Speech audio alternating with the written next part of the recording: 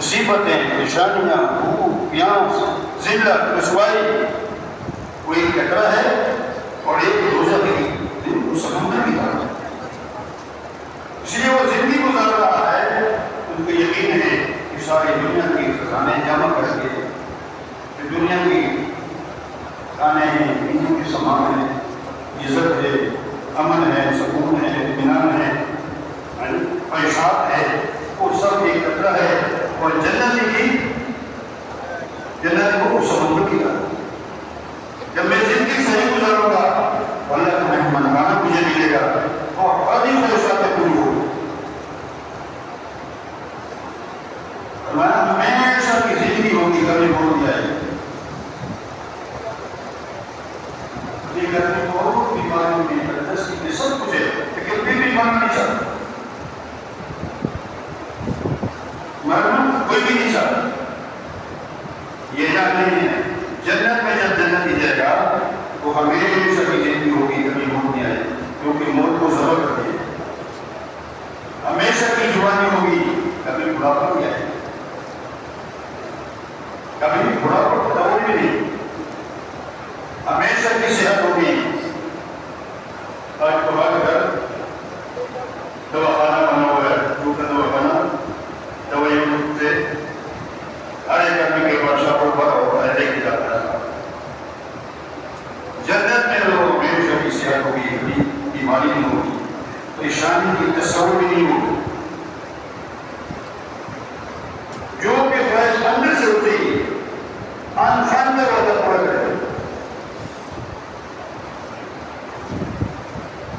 حسن کا بازار لگے گا، اونٹوں کو دیکھے گا، میں ایسا ہو جاؤں، تھوڑا سا ہو جائے۔ یہ آدمی کی نام تیری ہے، وہ تمنا کرے کبھی نہیں ہو سکتا۔ کہ جنت میں دن میں بات آئے گی تو فوراً اللہ ان کی خواہش کو پوری کرے۔ سب سے آخری جنتی، سب سے آخری قیدی جو جہنم سے نکلے گا، اس کو جو جنت ملے گی وہ پوری دنیا سے 10 گنا بڑی جاتی ہے۔ آخری قیدی وہ کتنا بڑا گزرے گا، 10 گنا بڑی جنت اللہ اس کو دے گی۔ باہر پر ہوئے ہوئی اس کو اور میں دیکھوں کہ عمر نے یہ پورا دنیا کو نکالے گی، آسمانی دنیا سے ایک بڑا ضرورت کو ختم کر دے۔ یہ خالی ہونے والے نہیں، اللہ کی نبی نے بتایا ہے ان ایمان والوں کی آنکھوں کے جھڑنے کے لیے یہ ساری چیزیں ہیں جو دنیا میں اللہ کی مرضی نہیں گزارے۔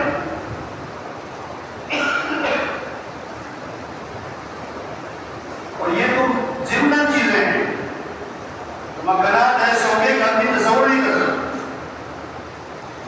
سامنے فرماتے ہیں کہ اللہ کے نبی نے فرمایا ان کو جو ایک گھر، ایک محل ملے گا، اتنا بڑا محل ہوگا جو آخری جنت کی ہو، جو دنیا میں جوڑیوں میں رہتا ہے ایسے سب، اس میں 70,000 کمرے ہو، اور کمرے کتنے بڑے ہوں گے، ہر کمرے میں 70,000 دروازے ہوں گے، اور ہر دروازے پر 70 باقاعدہ فرشتے سلام نہیں کرو۔ اللہ کے نبی نے بتایا تو کامل ایمان پر اس میں یقین ہوتا ہے کہ یہ ملے گا، یہ ہے، اللہ کا وعدہ سچا ہے۔ میں دنیا میں اللہ کی مرضی نہیں گزاروں گا، خواہشات کو چھوڑ کر اللہ مجھے سارے خواہشات کو آئیں پورا کرے۔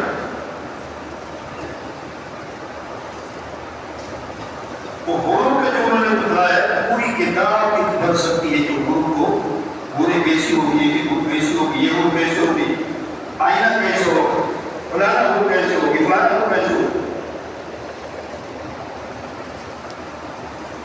کیسے محالات ملیں گے، کیسے ان کے فرش ہوں گے، کیسے ان کے قرینہ ہوگی۔ اللہ کے نبی نے بتایا ہے، قرآن میں اللہ نے بتایا ہے۔ اس سب سے بڑھ کر صحابہ کے ساتھ ملاقات ہونا، اس کے ساتھ ملاقات ہونا، سیدنا ابو بکر کے ساتھ۔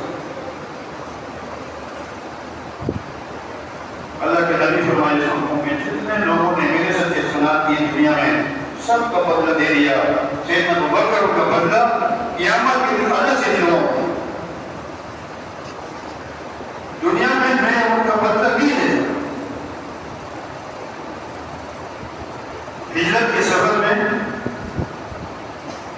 شاید سارے کفار نکلے ہوئے تھے نعوذ باللہ کو قتل کی پکڑنے کے لیے. ایسی حالت میں یہ دونوں جا رہے ہیں. تو کبھی ابو بکر آگے نکل جاتا تھا, آگے چلتا, اور کبھی پیچھے ہو جاتا, کبھی آگے چلتا کبھی پیچھے چلتا. رسول پاک صلی اللہ علیہ وسلم نے فرمایا اس کا مفہوم یا ابو بکر کیا کر رہا ہے؟ اور اس کی یا رسول اللہ جب میں آگے جاتا ہوں میں پیچھے ہوتا ہوں تو مجھے خدشہ ہوتا ہے کہ کبھی موڑ دی ابھی کوئی دشمن کھڑا نہ ہو اور آپ کو نقصان نہ پہنچے. تو میں خیال کرتا ہوں میں آگے ہو جاؤں تاکہ وہ حملہ کرے تو مجھ پہ کرے.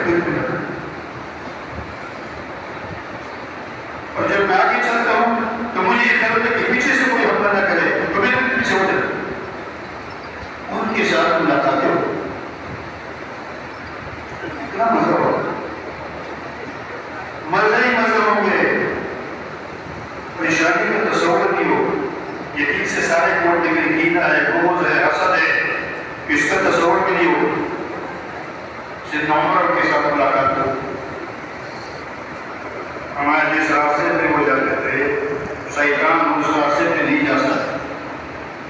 اتنی بڑی بات, اس راستے پہ اس گلی میں شیطان. جبرائیل علیہ السلام تشریف نیاز کیا رسول اللہ صلی اللہ علیہ وسلم, آپ کو عمر رکھنے کے اسلام لانے سے زیادہ خوشی ہے. جب وہ اسلام لے آئے, اسلام لانے سے پہلے عجیب حالت,